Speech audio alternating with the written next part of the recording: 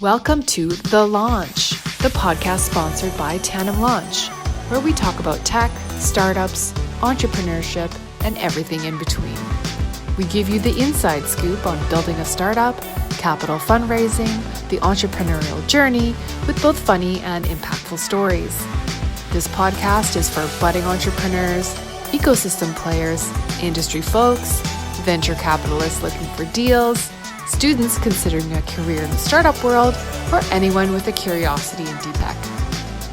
If you have a research background in tech and always wanted to build your own startup, then check out our website, www.TandemLaunch.com, or hit us up on LinkedIn. Let's build the future together. And now, on with the show. Welcome, everyone, to another episode of The Launch podcast sponsored by TandemLaunch. I'm your host, Bobbi Bidochka, and today joining me is the CEO of TandemLaunch, Helge Seetzen. Thanks so much for being here, Helge. Thank you for having me and doing all this great work. So let's just start off with your backstory a little bit, and then we will get into talking about contested technologies. Sure. Well, I've enjoyed a very interesting journey, I think, in my career. So I'm originally from Germany. I came to Canada to do my undergrad, having no idea really about startups, technology, venture capital, any of the stuff I do today. And right in my first kind of undergrad experience, I stumbled, for lack of a better word, into an entrepreneurial lab, a lab in the physics department, where the prof happens to be working on commercial ideas. We had this notion that we could maybe create a spin-off to commercialize some of these technologies. I was the technical founder, effectively, of that spin-out. That went well. That set me on the entrepreneurial journey that then continued through my my grad school, ultimately through my PhD. Spinning out technology companies out of multiple universities in that area, and ultimately selling the last venture to Dolby Laboratories in the U.S. Then spending a few more years on the West Coast in hopping around sort of between the Bay Area, Vancouver, and LA, managing what would become Dolby's video organization, setting that up. And then I moved to Montreal now 11 years ago. And in 2010, TandemLaunch was set up, founded it to really continue that exciting process of taking ideas out of universities, commercializing them, building them into startups, financing.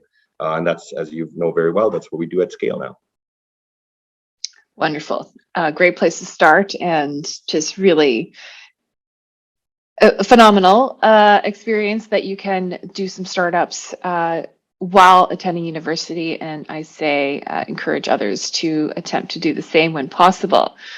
So then let's talk about 5G a little bit. Why does this concern people so much, and why is it useful for conspiracy theorists, and is there any room in TandemLaunch for 5G types of companies? Well, I mean, the first question is because people are, not educated, right? Like I honestly have no idea how 5G became the hobby horse of the conspiracy theory gang, other than that it happens to involve networks and cell towers and things like that. And so maybe people think that there's mental brain waves or whatever that impact them. 5G is just a communication protocol, right? It's like 3G, 4G, whatever. It's a numerically incremented communication protocol for cellular communication. And 5G just happens to be around at the time when people are going a bit crazy all over the world. And so it became the devil. Somehow, I don't hear anybody talk about 3G. It seems like sort of weird that the conspiracy theories think that, cellular technology has been around for, a few decades now. Publicly around, vastly used by everybody in their cell phone for at least a decade, and yet all the various protocols that sound exactly the same, just with a different version number in front of it, somehow aren't part of the conspiracy, but then for 5G, magically, it's a whole different thing. So the conspiracy stuff is just, I don't know, crazy land. I don't. You're the sociologist. You should understand what makes people go into mad thoughts.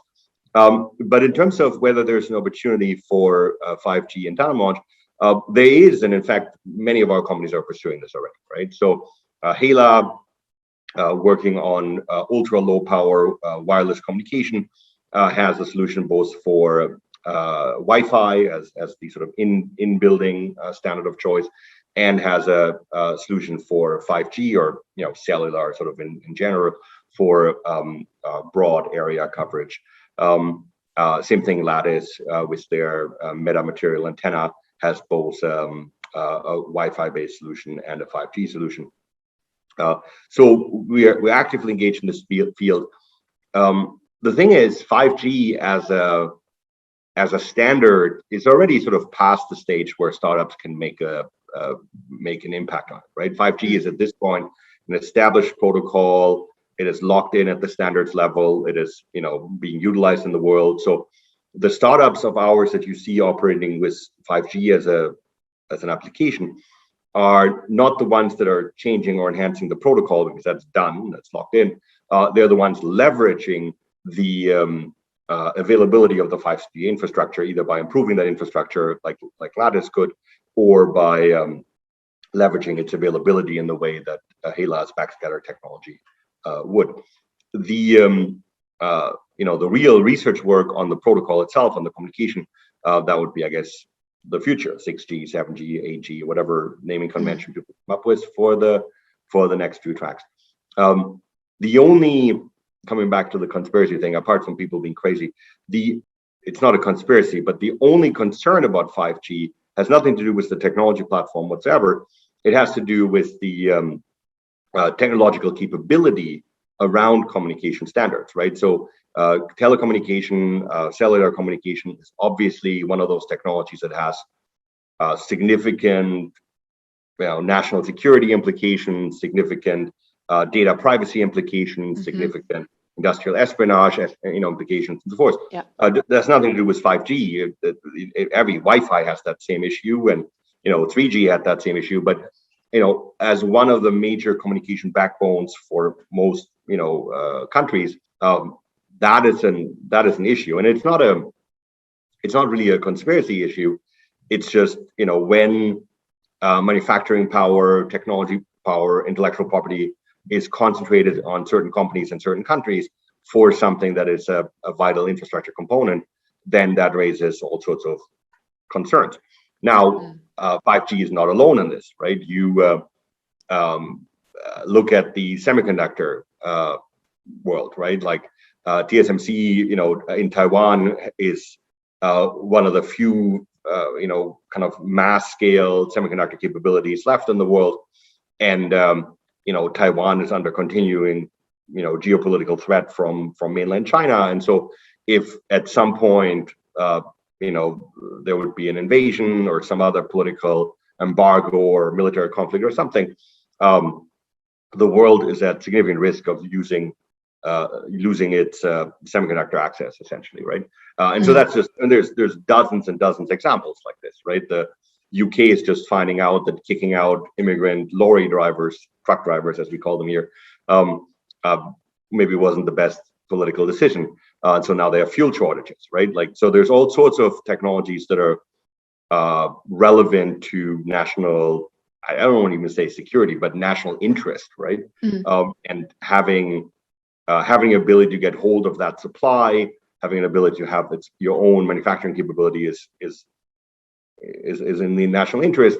On the other hand, all the stuff costs money, right? And especially countries like Canada, I mean, we can't really have mass scale semiconductor fabs, or can't really have mass scale 5G development efforts just by the size of the investment required. And so there's always a balancing act there that you have to manage. Gotcha. So 5G is, I was under the impression that it was not yet sort of like fully in place, that there were some regulatory hurdles that were still needing to be sorted out. No, the infrastructure is being deployed all over the place. The the challenge is, I mean, so 5G is a protocol, right? So 5G isn't a thing. It's a communication protocol like Wi-Fi, like everything else. It's a way for devices to communicate with each other in a common language, right?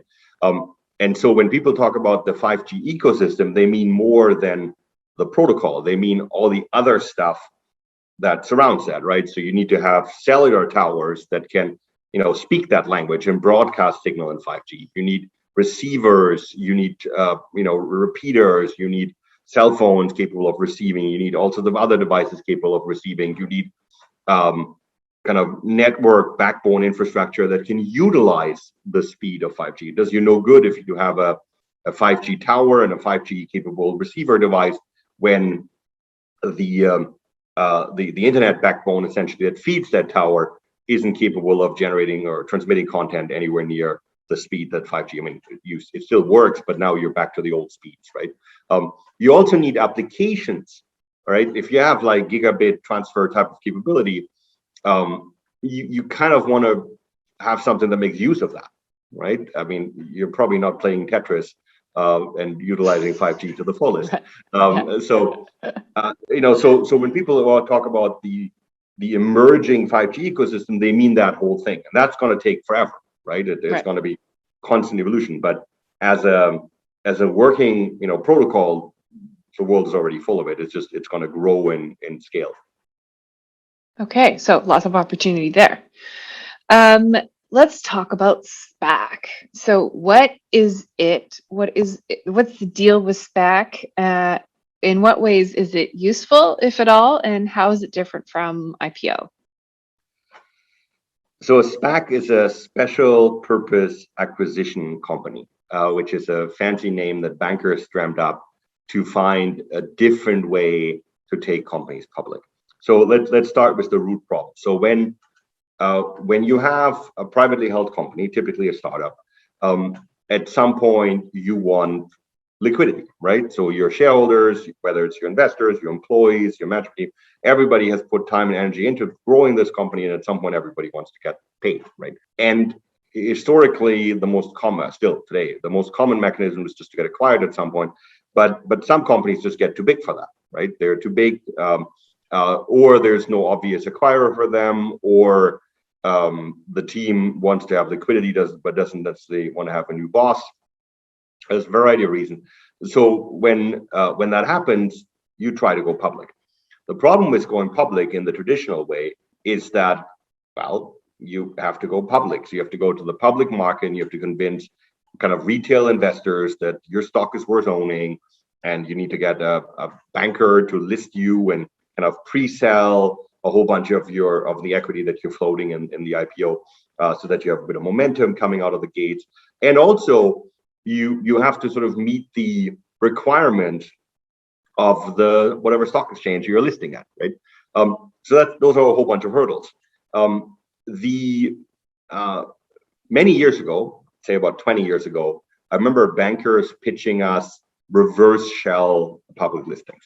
And that was the first step on the journey to a SPAC. So the idea is to basically say, hey, if it's really difficult for your startup to go public, why don't you find a company that's already public, that's already publicly listed, and already on the exchange, and maybe has fallen on hard times and has become a shell of its former self, has just sort of become a holding thing. And then the startup buys that shell, merges with the shell, becomes the shell, right? But all the stuff in the shell is basically the startup. And then lo and behold, you're listed on the New York Stock Exchange or whatever exchange that shell is listed at. So that concept is good. that concept is quite old, and right, and various people have done this. I mean, the obvious downside is, okay, now you've made it through the logistical hurdle of being publicly listed. You didn't get any money for it. Probably you paid a lot of money to lawyers, but you didn't float anything on the public market, and now so your shares are liquid now, but there's no injection of capital into the company. And so that was always a problem, because you're now public, you're publicly tradable, but it's really just a liquidity mechanism, not a fundraising mechanism, which the IPO is sort of both, right? The IPO allows you to put a bunch of money in the company. It allows you to get your shareholders a bunch of money. It puts a lot of money into your sort of infrastructure. And a reverse shell listing doesn't quite do that. And so over time, people have come up with a variety of different ways to solve that problem. And the SPAC is sort of the most recently popular version of it. So what happened in a SPAC is that it basically is like a reverse shell type of operation, except the shell has a ton of money in it. And so here's how that comes into being. Somebody, typically a banker, goes out and says, I'm going to create a SPAC. I'm going to create an empty company that may already, find a publicly listed shell and acquires. Maybe they're not doing this, but I find a company with a clear path to IPO, but an empty entity, an empty box that is somehow through one of these mechanisms has a path to public listing or is publicly listed already. I then go to a bunch of investors and ask them to put 100 million, 200 million, 300 million, whatever, into that empty shell on an arrangement that is similar to what used to be called a search fund. So I'm a banker, I'm Bobbi, I'm a genius banker. I go off, I get my buddies to give me $200 million, and I tell them I'm not going to spend any of those $200 million because it's just me, Bobbi, and an assistant.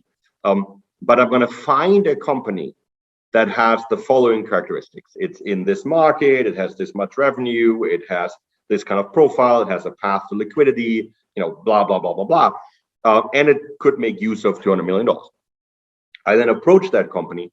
I merge with that company. Same thing as in the reverse shell merger. I'm gluing these two together.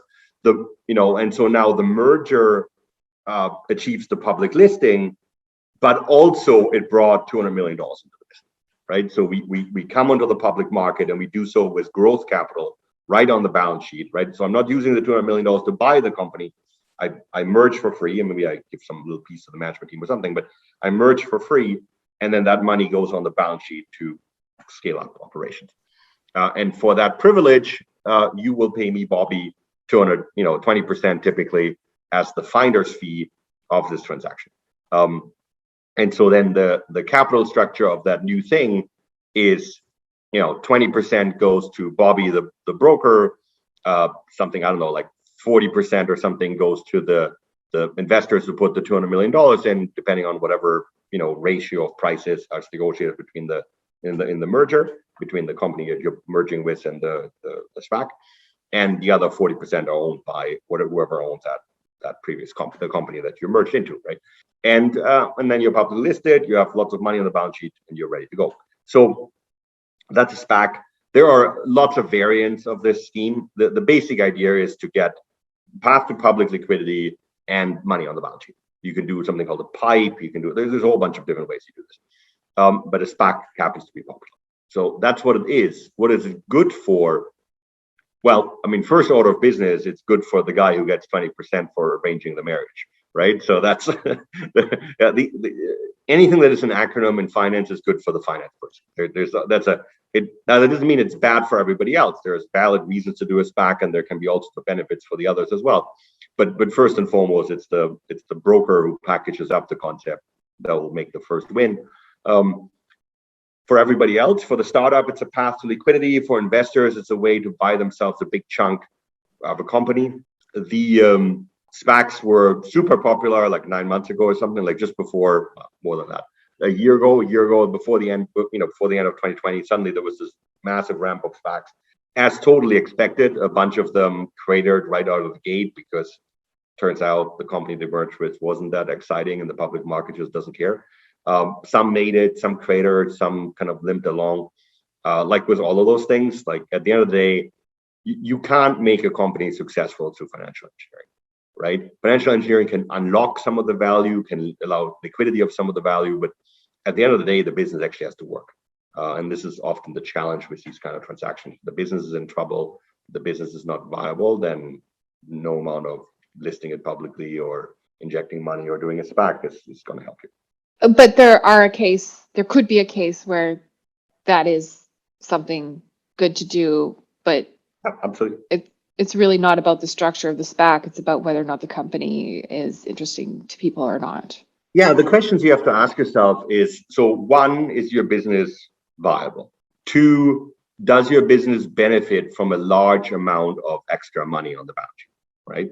Like if you're sitting there and you're running a startup, your startup is profitable and it's doing well, getting $100 million from a SPAC onto your balance sheet, the question is, what do you do with it, right? Is it going to increase value proportionally? If not, well, why you're doing this, right? This is the same question you have to ask yourself every time you go fundraising, every time you take on venture debt, every time you take any kind of money in the company, right? You're mortgaging, you're giving away part of your company, part of your business, part of your not just ownership, but control and so forth to get money. And, very often the answer is absolutely, we need this money, no doubt. Yeah. And if the answer is that, let's go. If the answer is no, not really, then that's maybe a feature of a SPAC that is not super helpful for you. And then the second question you have to ask yourself is, will we perform as a public company? Is this the kind of business that will do well in the public market? And again, the answer might be absolutely, this will be a rocket ship. And the answer might be nope, no way on earth. This will crater, right? So do you have enough growth? Do you have enough top line revenue? Do you have enough hype around your business? Like all the kind of stuff the public market likes, right? If let's say you have a licensing business model, which has, light on top line revenue, maybe strong on bottom line, right? Because you have basically 100% margin. And so you might have some really nice bottom line numbers, but the market tends to focus on top line. And so you don't have the top line revenue, that's a bad sign. If you have a business model that is growing slow and steady and may not be as exciting to people, that may not be well suited for the public market. But it is definitely an option. And there definitely are many companies that both need the money and have a, kind of public profile that might work well, as just as much as there are many where it doesn't work out and then they crash and crater. Okay. And so what about all the crypto hoo-ha that's kicking around? Do you see a time where, because it feels like the banks are getting on board now, like, do you think we're going to convert entirely to cryptocurrency? Yeah, I have to believe that I have my reservations about that field. So let's pull this a little bit apart. I think part of the challenges with crypto is that it mingles multiple concepts, and commingling ideas like this is just generally not a good idea for intellectual exercise, right? So it blends the notion. So first thing is, a digital currency that makes exchange in the digital world easy, smooth, efficient, maybe anonymous. There's something there. I do think as we evolve as a planet, having a digital modes of transaction is a good idea. Now, you don't necessarily need the blockchain for this, and the anonymity is a double-edged sword. I was just reading the Pandora Papers. Yeah, exactly. Yeah. So right. So there's a tax evasion issue to it. There's an illegal activity, right? I don't no idea how much of cryptocurrencies are used for, child trafficking and other kind of drug dealing and whatever. So that's kind of problematic. But at a more kind of higher level, kind of from a banking perspective, there's also challenges, right? So every week you read that some exchange made a mistake or something broke, and suddenly like $100 million have disappeared somewhere. And then there's no recourse mechanism. Like last week, I was at an event and somebody talked about cryptocurrency. The speaker before me was kind of giving sort of a pitch for it. And when I was sitting down while waiting for him to finish, somebody next to me tells me, oh, there's this $80 million thing that somebody, through a code error, somebody got wired $80 million in some kind of coin. And now the exchange is asking them to give it back, right? And that's like the only recourse mechanism they have, because it's just... it just doesn't feel like that's a way to it's like if you forget your password, like that's it, 80 million, bye-bye. It's like, but it's over, right? Where's my link to forgot my password? Yeah, so that just doesn't feel like the thing that would hit the general population in any credible way. So and we know what the solution is to this, right? The solution to this is regulation, it's banking laws, it's policies, right?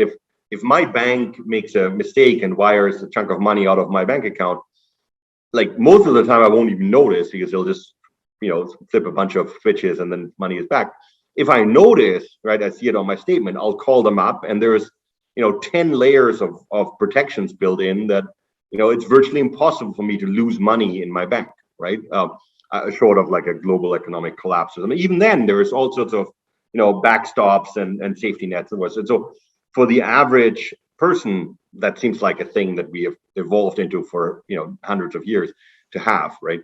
So that's the banking part, which I think will stay around as a digital currency, but will get regulated to start looking essentially like, well, current digital currency. I mean, in many ways, the US dollar is probably 90% a digital currency, and 10% people are running around with bills and handing them to people.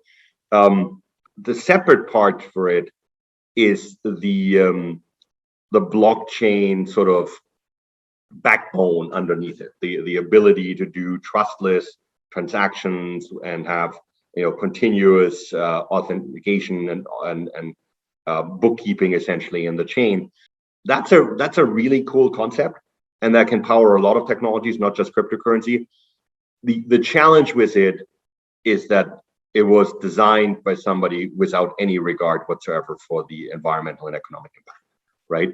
And so the notion of a distributed chain of verification of logging, essentially what that is really cool. I do think in many ways cryptocurrency have done a disservice to the blockchain, because if the blockchain were just sort of an engine for innovation for other concepts to build on, I think long ago people would have implemented some of the more energy viable versions, right? There's a lot of research going on and having proof of work done without just burning energy on a GPU. There's a lot of other ways to do this. And I think we have to go this way. And right now, what's hindering to go that way is that the cryptocurrencies basically have billions and billions of dollars of value hung up for somebody and who has a vested interest in not switching over to a new chain or to a new structure or a new whatever, because the moment you do, it's all over, right? So we have this sort of legacy problem where extremely inefficient mechanisms are being used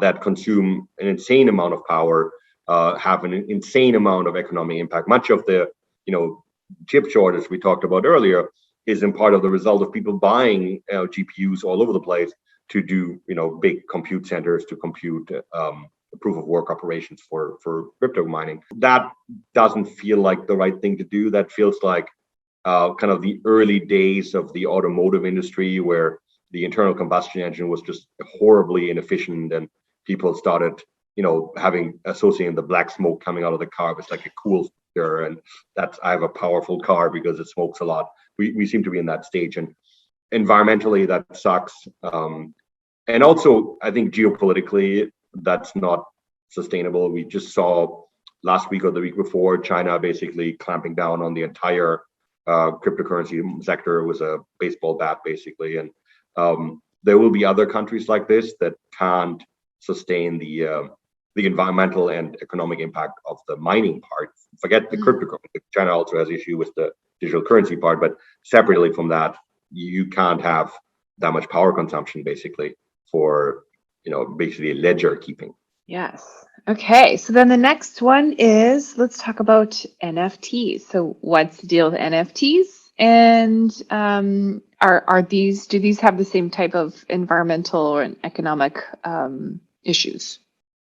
Well, so anything that sits on top of the traditional blockchain approach with the built-in proof of work model has the same environmental impact, because for all of it, you have to do the same kind of processing, unless somebody changes the underlying blockchain. So that's true for everything. NFT are like the third category. So I just said, so there's the digital currency part, there is the transactional kind of element, and then there is the speculative part, right? NFTs live 100% on the speculative side of the equation, right? They serve, as far as I can tell, no purpose other than allowing people to have real world things, and I say things very generically. It could be like also a digital kind of asset of some sort, to have real world things go into the speculative world of digital cryptocurrency speculation, right? So obviously as much as cryptocurrencies are supposed to position themselves as an exchange medium, they're really a speculation medium right now for many people, for most people probably. And so the finance community and the cryptocurrency community has united in their desire to find other things to speculate with, rather than just, you can only create so many coins. There's already many of them, right? There's sort of a diminishing return. You create tons of coins, and they just can't get that much mind share. But we know that humans have mind share for all sorts of other stuff. Humans have mind share for their preferred football team. Humans have mind share for their, their car, for artwork, for books, for all sorts of things. And so, a bunch of clever finance people basically said, well, how about we could turn those things into coins, and then we call them tokens, right? So it's a way to move the lens of speculation from just, notional coins to other physical things.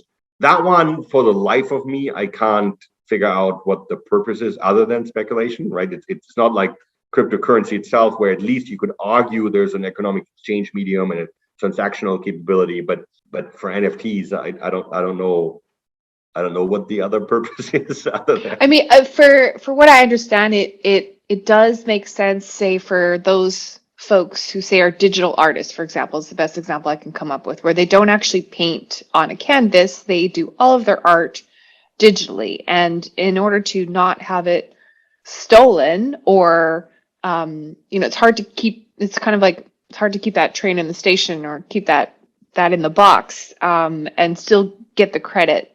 But isn't that just copyright law? It's copyright law, but it's the internet's the Wild West, right? And so it's like, how do you distribute that in a way that still makes sure that you get paid your percentages down the road once it's exchanged hands a few times, I guess, something like that.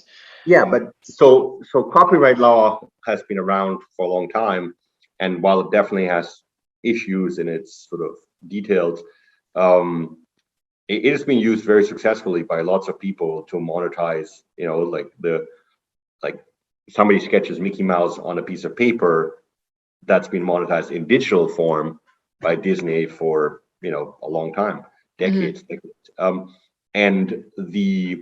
And smaller artists that drew, I don't know, some other, cartoon creature on a piece of paper had that same challenge 50 years ago of how do they enforce if somebody just copies it in China. I'm not sure if the NFT stuff solves that, because the NFT mechanism, it solves the lesser of the two problems. The lesser problem, the very, very, frankly, small problem in copyright is, hey, is this your painting, digital or otherwise, right? Right. It solves the authentication problems. Like, yeah, it's your painting, right? Even that, it only solves it if it's actually your thing. If the moment somebody makes a derivative of it and assigns another NFT token to it, just by changing the ears on the Mickey Mouse a little bit, you're shit out of luck. So it solves the truly easy part, which is direct reproduction authentication. What it doesn't solve at all is the enforcement, right? Like, so what? You have your NFT thing, and it's your little digital artwork and whatever, and Disney just takes the thing and runs with it and puts it in the next movie, and now what, right? NFT is not going to help you one bit to make Disney pay, right? Because at the end of the day, the asset is still decoupled from the token, right? The token is a ledger entry that says Bobbi created this thing, and it sort of travels with your thing as long as nobody takes it out of the NFT universe. The moment somebody reaches in and says, thank you very much for this painting, I'm going to put this now into the next whatever princess movie from Disney. Yeah. It's snipped off from the token, and you can bitch about it online, and that's about all you can, and which is true before too, right? So you're right. Yeah. I think the hard part about copyright has always been enforcement, not a hard part both ways. It's, having small players enforced to get their right royalties, and also the part about big players excessively utilizing it to suppress, legitimate variants of their work and things like that, right? But all the difficult part is around enforcement, not around authentication. Yeah, I think a great case of that is the Happy Birthday song, where, that's pretty hard to control, but somehow, some way, the family has managed to get get some form of attachment to it. So then let's move on to the last one, which is the metaverse. So I'm hearing a lot of talk about the metaverse. I'm hearing people that are buying property in the metaverse and that, they're getting their NFTs set up in the metaverse. My interpretation is this is where once enough VR gets online and used enough that there's some kind of shared space, like the way that we all live in a city, there's a shared space there. What is your interpretation of this metaverse, and will it be useful? What are you hearing about it? What do you know about it? And do you think that this is where we're all going to, this is the next version of Zoom kind of thing? Yeah, it's the next version of Second Life, right? Like it's a way for people to have digital avatars with all the things that they're used to having in the physical world, right? The digital version of property, the digital version of jobs, digital versions of books and artwork and things like that. The challenge with and so let me, before I go on the challenge, to start with a positive thing. Clearly, people have built up digital identities over the last 20 years, right? So society is becoming more and more comfortable with the notion that you have a digital identity, and that digital identity has a brand, and it has friends, and has a life in some sense, right? It has content that it's proliferated, and different people take that to different degrees. I don't even have a Facebook account, so I'm not the best. I'm on one end of the reference scale, but some people live an entire life digitally that is fairly decoupled from their real world life, and most people are kind of in between, where they have their real world life, and then they have a slightly glitzier version of it on Facebook and Instagram, of course, that looks a bit better and easier, right? So yeah. That is with us, and that will continue, and VR will naturally splice into that. The challenge and the metaverse concept will, I think, be great for artistic impression, will be great for the same way the internet has been phenomenal of getting marginalized groups to be able to exchange over long distances, they've been able to express thoughts and ideas and all this kind of stuff, with the obvious downside that some of those thoughts and ideas are 5G conspiracy theory nut job stuff, right? And so that also will proliferate, but as it does now.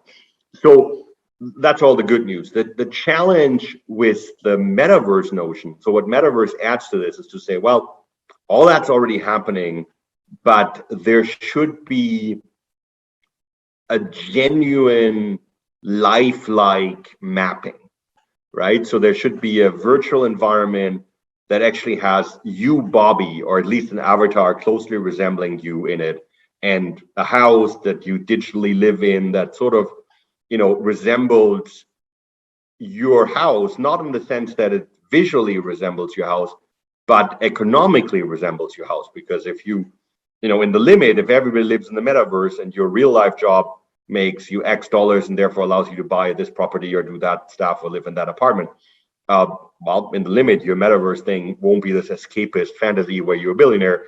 You'll also only need to be able to afford whatever the equivalent there is, right? Like so. Yeah. If you're middle class in real life, you're going to be middle class in the metaverse, and that makes it a lot less exciting, right?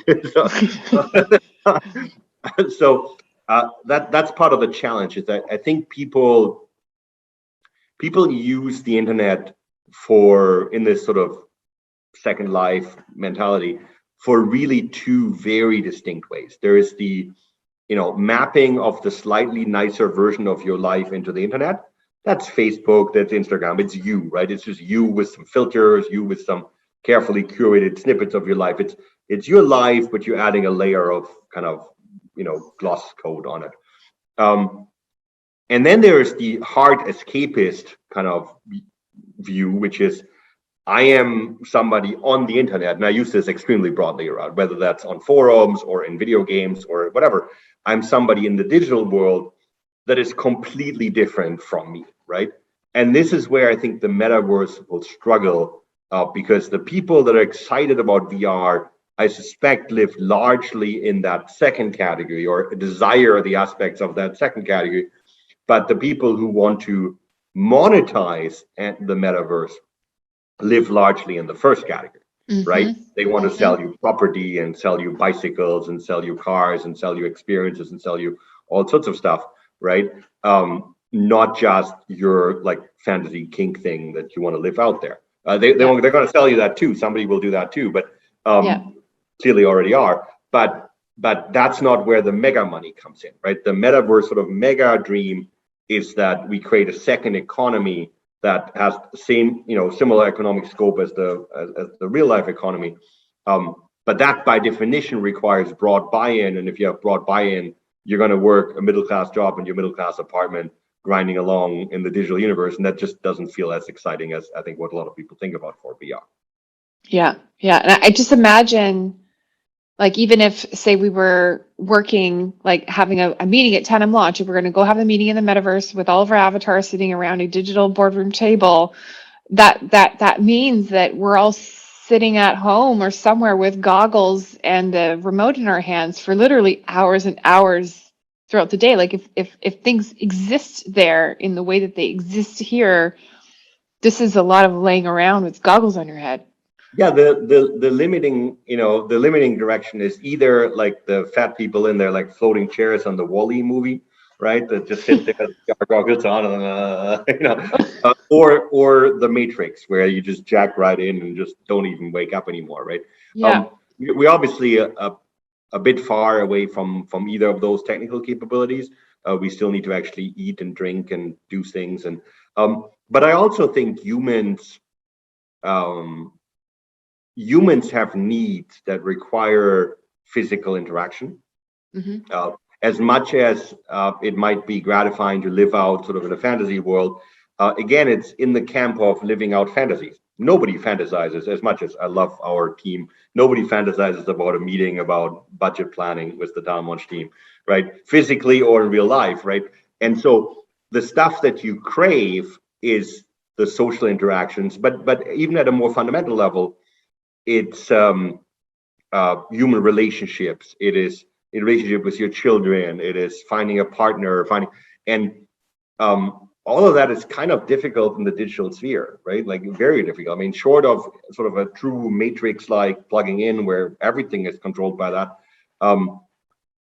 there's limits, right? And so people will want to go out and talk to real people, interact with real people, and so forth. And that will kind of relegate the metaverse to being the escape hatch, which is fine. That's a great purpose for it, right? Entertainment, excitement, fantasy life, all this kind of wonderful stuff. But for most people, there will only be a portion of their time they can devote to this. Yeah, that makes a lot more sense, actually. Okay, great. Well, Helge, I think that was about all the contested technologies that I could come up with. So thank you so much for giving us the lowdown on that. I know I feel a lot more educated. So thank you so much, Helge, for joining us and jamming about tech. Thank you very much for having me. And thank you very much to our loyal listeners. Your time is always appreciated. You can follow us on social media, LinkedIn, Facebook, Instagram, and Twitter. And don't forget, if you have a technical background and you want to create your own startup, hit me up on LinkedIn and I can tell you all about the incredible opportunities at TandemLaunch. Ciao for now. Thank you for listening. We hope you had fun and gained valuable insights. Why don't you subscribe to the Launch Podcast today? You can share the podcast, tell a friend, and follow us on social media. If you have a research background in tech and always wanted to build your own startup, then check out our website, www.tandemlaunch.com, and get in touch today.